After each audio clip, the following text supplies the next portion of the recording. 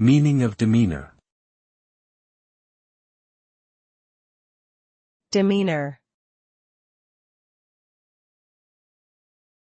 Demeanour. Demeanour. Demeanour.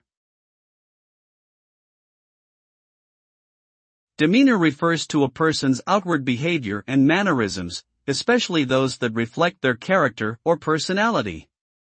This can include things like facial expressions, body language, tone of voice, and overall attitude. A person's demeanor can convey a lot about their emotional state, intentions, and general demeanor.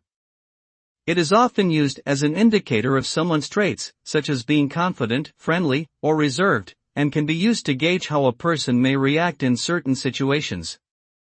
Overall, demeanor is an important aspect of social interaction and communication.